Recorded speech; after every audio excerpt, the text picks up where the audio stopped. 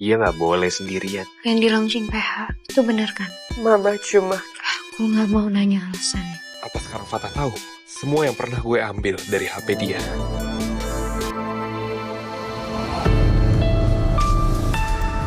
Semalaman Fatah cuma tidur ayam. Dibilang tidur tapi pikirannya terus muter ke Akila. Dibilang nggak tidur juga nggak sepenuhnya benar, karena mata Fatah sempat terpejam, namun tanpa benar-benar sadar apapun di sekitarnya.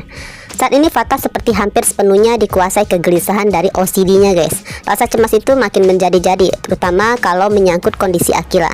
Bahkan di pagi itu Fatah udah siap berangkat lagi ke rumah Akila. Padahal ya jelas-jelas kemarin via video call Akila bilang sedang butuh waktu sendiri, ingin menyusun kembali ingatan dan pikirannya tanpa kehadiran siapapun, termasuk Fatah. Sebenarnya Fatah paham guys, dan juga ingat betul saran dari Dokter Alma, jangan memaksa, cukup menemani dari jauh, menjaga tanpa memberi tekanan.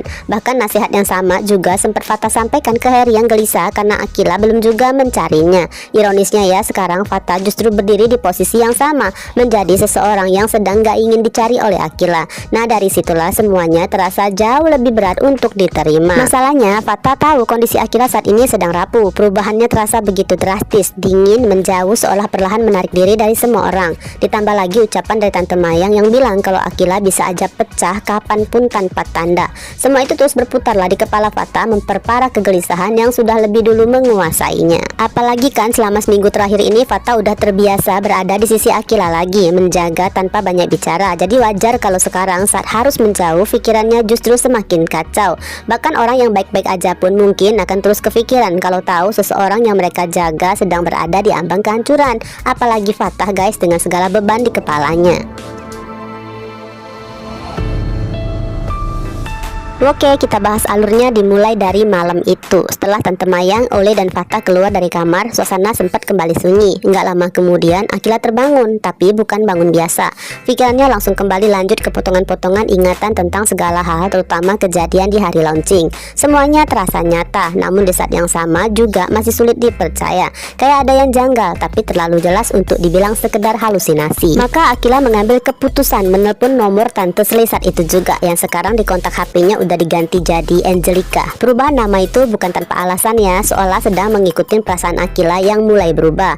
Karena sosok yang dulu ia lihat sebagai tante yang heboh, hangat dan menyenangkan sekarang terasa asing, bahkan patut dicurigai. Di sisi lain, malam itu Angelica memang sedang enggak tenang juga. Kepalanya seakan penuh tentang Vindo yang tiba-tiba menghilang, tentang rencana balas dendamnya ke Mayang yang terancam gagal total, tentang Adit yang belum juga pulang-pulang, sampai ancaman dari Lydia yang jelas-jelas bilang gak akan memaafkannya.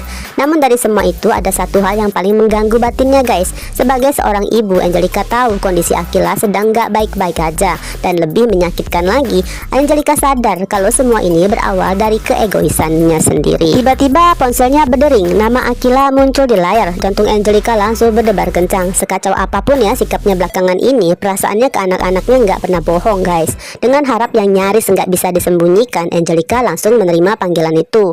Tapi yang ia dengar di ujung telepon justru nada suara Akila begitu dingin, tegas, dan tanpa basa-basi. Ya, Akila langsung ke inti, menanyakan apakah kejadian di hari launching itu benar. Pertanyaan itu terasa tajam, bisa berarti nih Akila masih ragu apakah semua ingatan itu beneran nyata, atau justru Akila masih belum siap menerima kenyataan bahwa Leon dan Angelica adalah orang tua kandungnya. Yang jelas di saat itu Angelica sempat terbata, namun satu hal yang langsung berubah nih. Angelica nggak lagi menyebut dirinya tante, namun jadi mama. Satu kata itu keluar seolah jadi pengakuan yang selama ini tertahan. Angelica pun bersiap nih untuk menjelaskan, atau mungkin lebih tepatnya siap mencari pembenaran. Ada kemungkinan juga sudah siap mengulang cerita seperti yang ia katakan pada Adit, bahwa semua ini lagi-lagi adalah kesalahan Leon.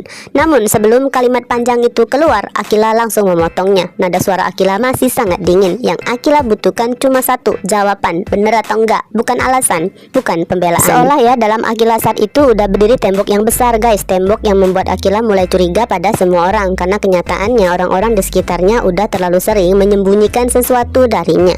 Maka dengan tegas Akila bilang kalau hanya ingin menyusun semuanya sendiri. Lalu sambungan itu ditutup begitu aja, tanpa memberi ruang, tanpa menunggu. Pikiran Akila pun masih berputar, berusaha mencerna satu hal besar. Bagaimana mungkin Angelica adalah mama kandungnya, tentang pertemuan mereka, kedekatan mereka, bahkan kemiripan sifat di antara mereka.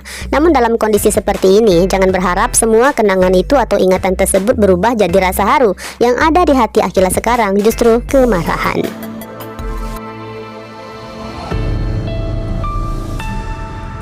Beralih ke Ole yang kembali menginap di rumah Fatah. Seenggaknya Ole adalah orang yang paling paham kapan harus menenangkan dan kapan justru membiarkan Fatah tenggelam sebentar dalam kegelisahannya. Berbeda dengan Mama Amanda nih guys, yang hanya bisa cemas namun gak punya keberanian untuk membahas lebih jauh. Pertanyaannya hanya sekedar berputar di hal yang sama, bagaimana kondisi Akila.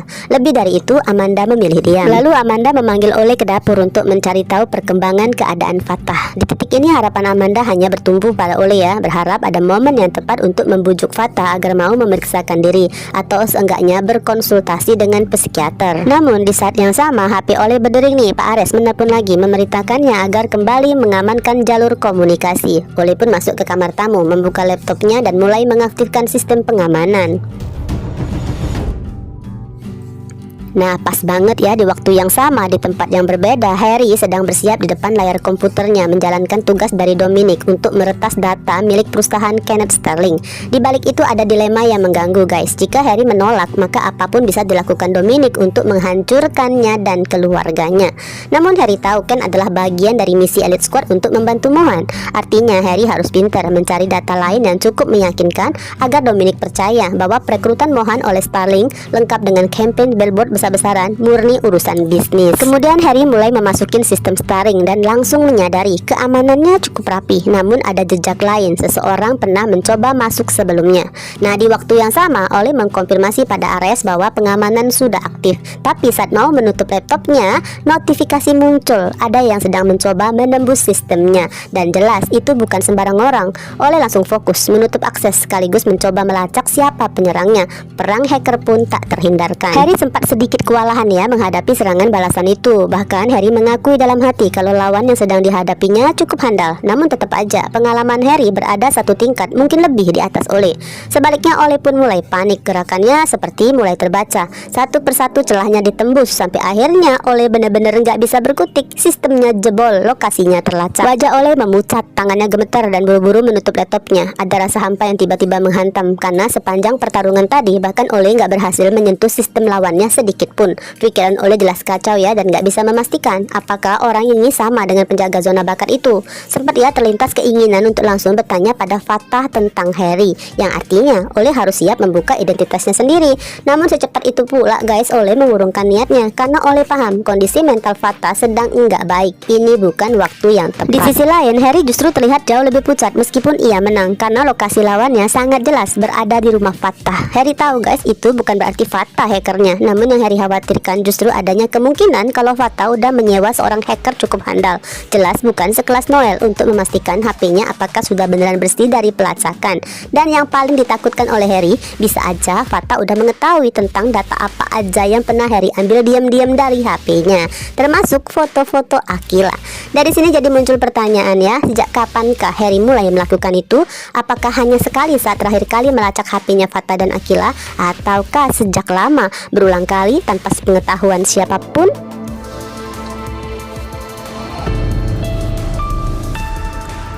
Beralih ke Fatah nih yang udah berada di kamarnya. Gelisahnya masih juga belum reda. Pikirannya masih penuh dengan kejanggalan sikap dingin Akila, termasuk dengan segala kemungkinan menakutkan nantinya. Saking fokus dengan pikirannya, Fatah sampai nggak menyadari kalau Mama Amanda sempat berdiri di depan pintu kamarnya. Amanda pelan-pelan memilih menjauh dan menelpon Jordan. Pembicaraan mereka nggak banyak memberi solusi. Justru sebaliknya, penjelasan dari Jordan membuat air mata Amanda jatuh nggak bisa ditahan.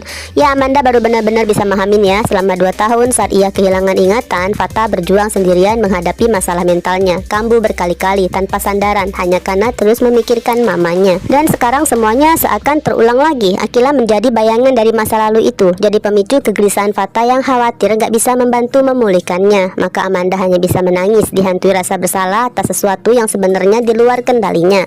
Amanda dan Jordan sama-sama tahu kegelisahan Fatah gak akan berhenti, seenggaknya mungkin sampai Akila benar-benar pulih. Padahal Fatah bukan orang yang mungkin benar-benar bisa menyembuhkan Akila. Justru Fatah pun membutuhkan seseorang yang ahli yang bisa memahami cara berpikirnya, membaca fase-fase yang Fatah lalui, bahkan mungkin membantu dengan penanganan yang tepat, termasuk obat untuk menenangkan agar bisa melepaskan dari pikiran yang terobsesi untuk menyelesaikan suatu hal yang terkadang di luar kemampuannya. Oke, beralih ke Mohan ya, yang memutuskan menemui Vio yang sedang menginap di rumah Cantika. Karena emang sebagai ketua 9 ilmu, Mohan selalu berdiri di tengah mengayomin semua tanpa memihak. Baginya mereka semua adalah keluarga. Dan dari pengalaman hidupnya, Mohan tahu betul orang yang sedang tertekan gak hanya butuh dimengerti, tapi juga butuh diingatkan. Namun nih ada sedikit momen yang agak lucu ya, ketika Mohan menegaskan bahwa ia datang bukan sebagai pacarnya Raisa. Padahal kan status Mohan dan Raisa masih belum resmi balikan loh. Tapi ya sudahlah. Yang jelas tujuan Mohan untuk menghapus batas itu agar Vio nggak merasa disudutkan. Karena bagi Mohan yang penting bukan status, namun kesadaran. Juga mengingatkan Vio bahwa ucapannya pada Raisa udah melewatin batas. Gimana pun ya, di antara mereka sesama alumni 9 ilmu ada aturan nggak tertulis. Jangan pernah menjadikan masalah mental sebagai bahan hinaan, apalagi di hadapan orang luar. Lebih dari itu, Mohan juga maunya ya Vio tersadar dari obsesi untuk selalu menang, justru membuatnya akan jadi melihat semua orang sebagai lawan, bahkan orang terdekat sekalipun. Dan itu hanya akan menghancurkan bukan hanya hubungan, tapi juga Vio sendiri. Karena kenyataannya nggak ada seorang pun yang sedang benar-benar khusus untuk melawannya. Semua orang hanya sedang menjalankan kehidupan dan juga ingin mencapai target yang mereka inginkan. Nasihat dari Opung Mohan ini cukup panjang, dalam, dan tegas. Sebenarnya nggak jauh beda dari yang selama ini William katakan ke Vio guys. Namun wibawa Mohan membuat semuanya terasa berbeda. Kata-kata Mohan lebih mudah diterima. Beda dengan William ya, yang emang terlalu lembut, terlalu patuh ke Vio. Hingga jadinya bagi Vio segala nasihat dari William justru nggak perlu didengar. Nah kali ini di hadapan Mohan, emosi Vio yang sempat meledak perlahan mereda. Perlahan juga Vio menyadari, bahkan mau mengakui kesalahannya. Namun ketika Mohan menyarankan untuk memperbaiki semuanya, maksudnya Vio harus menemui Raisa termasuk William, meminta maaf karena ucapan yang sudah menyakitkan, Vio masih terdiam karena merasa masih butuh waktu untuk berdamai dengan dirinya sendiri. Sayangnya ya guys, apa yang sudah terjadi terlanjur menyebar, dan bisik-bisik sinis dari anak-anak Tirta soal kondisi mental Raisa kemungkinan besar nggak akan berhenti begitu aja.